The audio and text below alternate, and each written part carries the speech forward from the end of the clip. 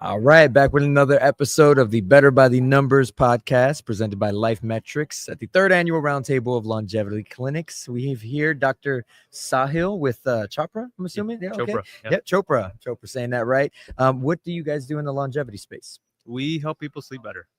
Okay. And, without healthy sleep, you can't really have longevity. Got it. Okay. That's our mission. Okay, what are you guys doing with clinical testing, I guess? Are you guys doing some new things with AI and how you're monitoring sleep? Yeah, it's a variety of things. One of the big problems today in sleep, when it comes to sleep issues, is people don't know why they don't sleep well. And one of the ways to figure that out is by doing a home sleep study.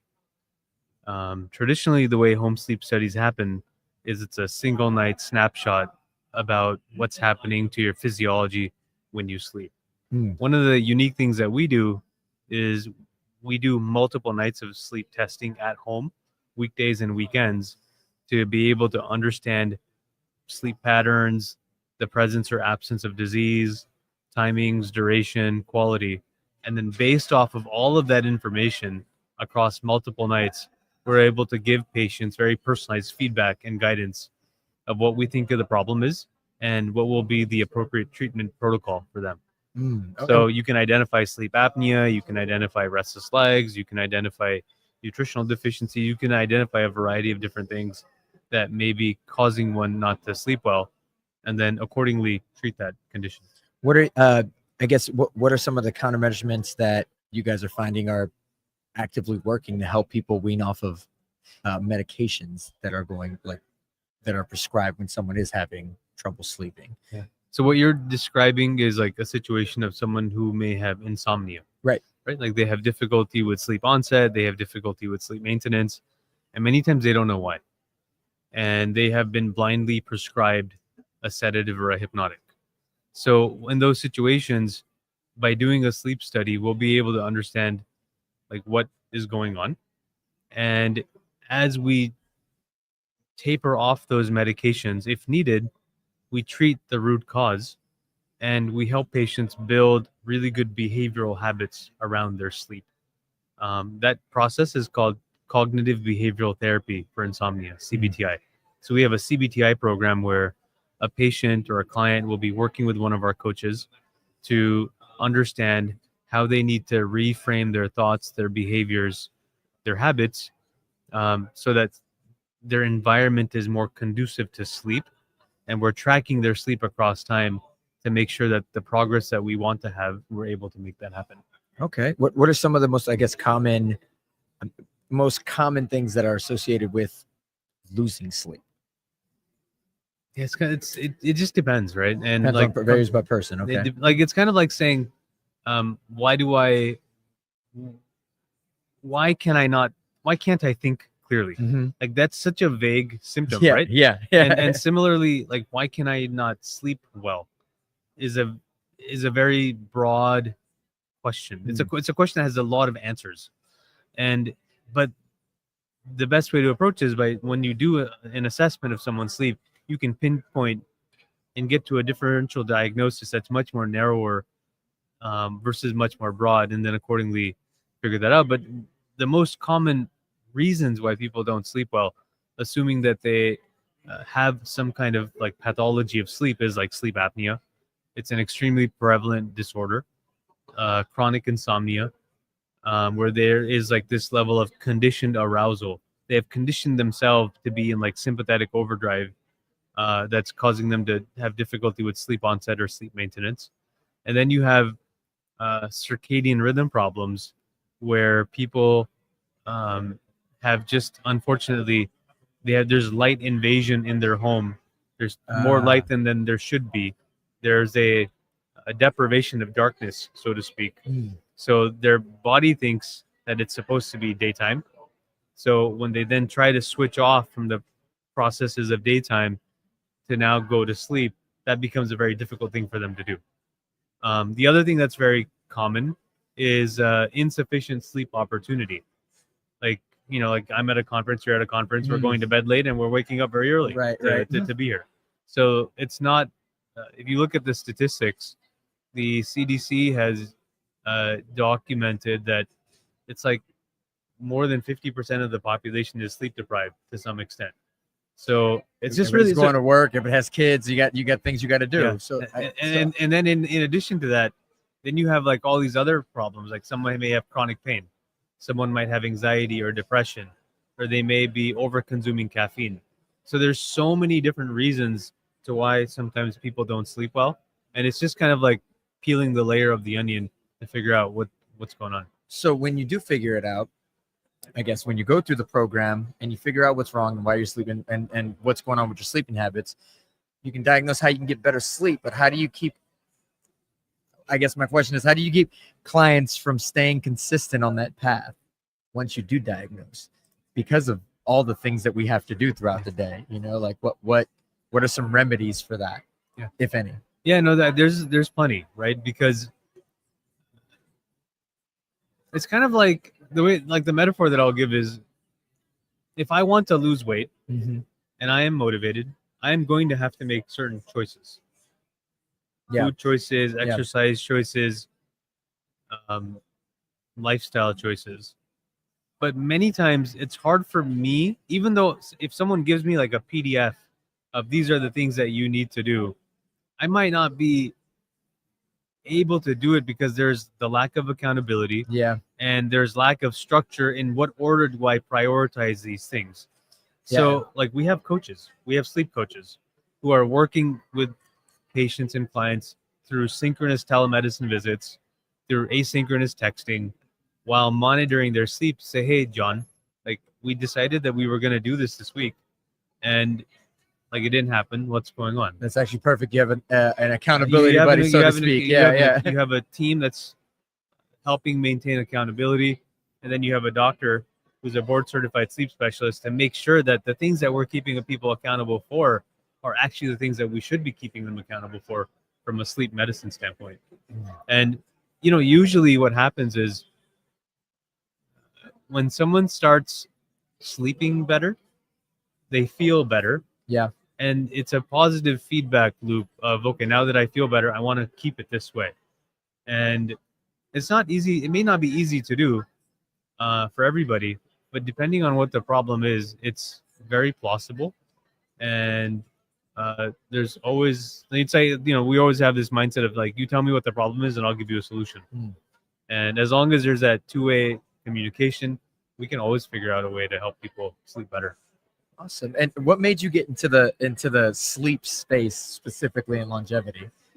No, I'm a pulmonary critical care sleep medicine doctor by training. Okay. I had the privilege of doing my sleep medicine fellowship at Harvard in Boston. Nice. And I've been like very passionate about human sleep for a while now. And the reason I got interested in like this intersection of sleep and longevity is, traditional sleep medicine looks at sleep like it's sleep apnea medicine. Like people go to a sleep medicine doctor when they need like a CPAP machine. Yeah. Yeah. But the idea of improving sleep health is not very like widely available in traditional medicine. But when it comes to longevity medicine, we're always thinking about, oh, how do I improve my cardiac health? How do I improve my pulmonary health or muscular health or hormonal metabolic health? Like the idea of like improving sleep health and identifying and treating pathology in a much more holistic and comprehensive way fits in really well. Yeah, it's all connected. But what I'm learning at this conference is it's all connected, every single part of it, So I guess when it comes to sleep specifically, what illnesses outside of the sleep, the sleep illnesses are associated with the lack of sleep? Like what can you see happen in the physical? If you have any like studies on that, like I don't understand the question. But basically, if I'm more inflamed, so to speak, is that tied to sleep? If I'm all of a sudden, getting flu-like symptoms, is any of that tied to sleep as well? So the interesting thing about sleep is the most vulnerable state of our physiology in a 24-hour period. Okay. And what that basically means is that if I'm about to get sick, it will first manifest itself, physiologically speaking, during sleep. So you can start to see, even before people getting sick, their sleep scores start to drop.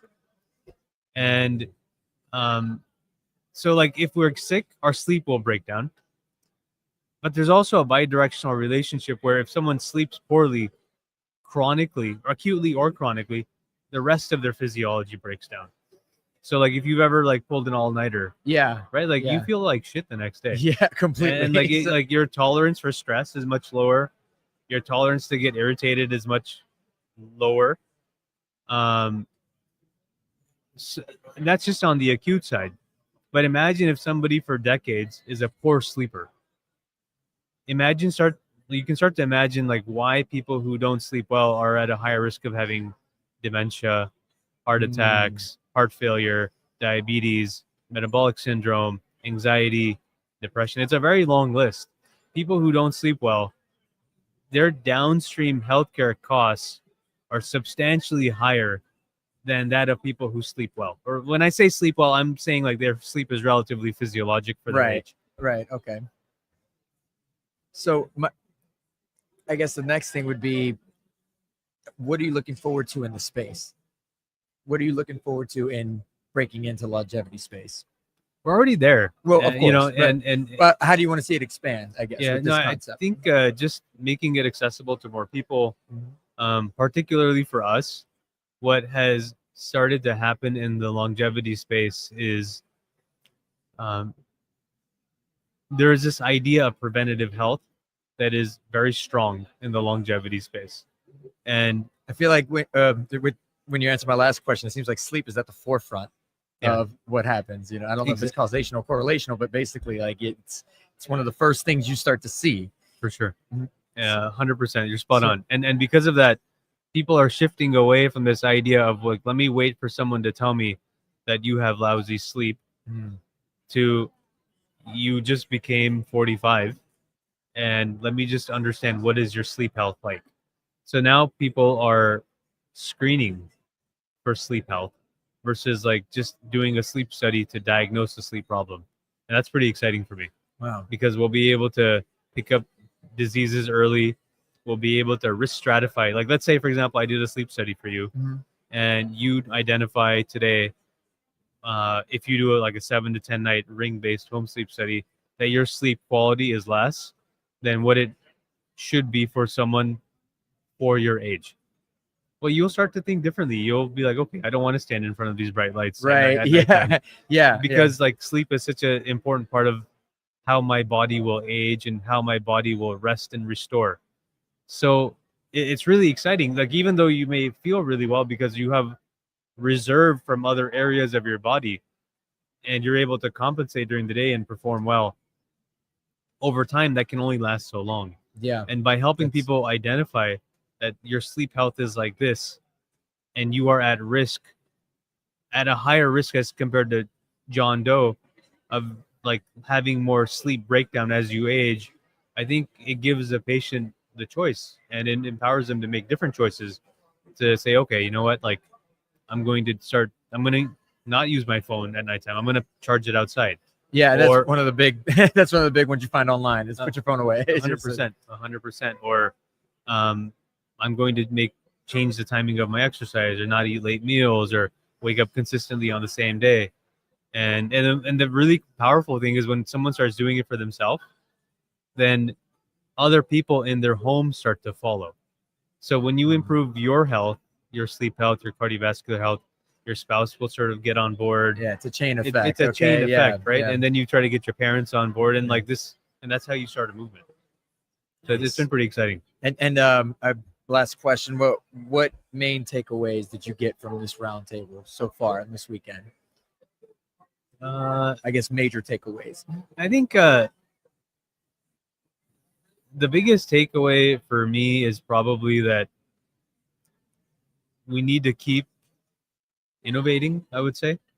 Every year these roundtables are there. It's never the same discussion or conversation. Every year things continue to progress, and I feel that even for us, we should to be able to provide precise care in the longevity space for the vertical of sleep. We need to keep thinking outside the box, understand what are the needs of like the doctors and the patients, and build products and services that really cater to them, and figure out a way to do it at scale, incorporating AI technology. There's so many, like, as technology gets better, the service that we can provide can continue to get Reach better. more people, get better Yeah. and more accurate. Nice. All Sure. right. And last, where can we find you? You can go to empowersleep.com, EMPOWER sleep, SLEEP.com. And if you're interested, you can go there and learn more. Nice. Well, thank you for joining us, Dr. Sahil with Chopra. Chopra. Thank you for joining us, the audience here at the Better by the Numbers podcast, presented by Life Metrics. We'll catch you on the next one. Thank you, guys. I've been saying better by the minute. Thanks for having me. Thank you.